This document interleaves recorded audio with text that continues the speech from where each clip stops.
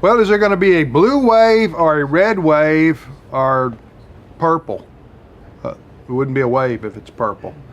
Coming up November the 6th, it's a huge, monumental, some say, national election for our country, thus the expression national election. I'm Tim Wildman with Abe Hamilton III and Ed Battagliano. What's at stake here, Ed? Well, the continuation of putting conservatives and constitutional constructionists on the Supreme Court.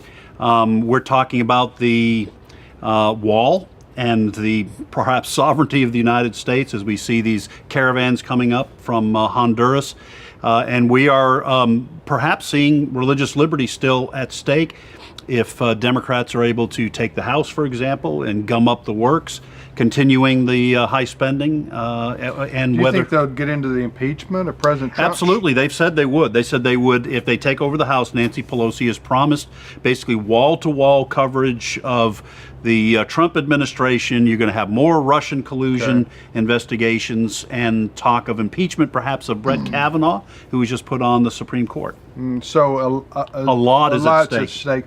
Hey, I mentioned blue wave or red wave, or neither. It's hard to tell right now because the polling, I think, has changed. We've gotten away from landline telephones. Mm-hmm. Everybody has a cell phone now. A lot of people don't answer calls that they don't recognize or they don't want to talk to a pollster.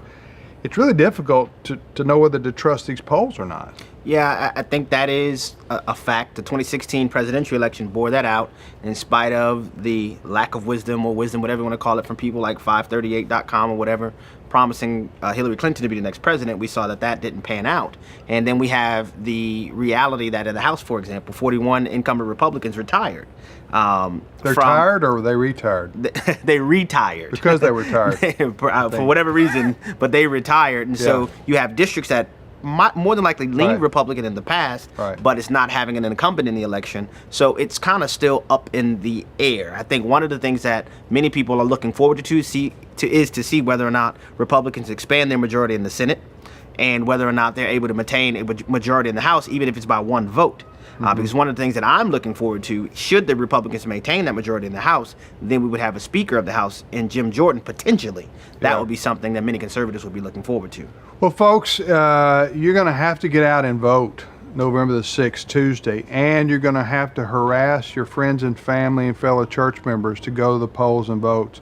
Can't sit out this election. It's too important. Tuesday, November the 6th, go to the polls and vote and get as many of your friends and family out as possible to go with you. Take them if you have to. And we'll see you next time on Reason and Company.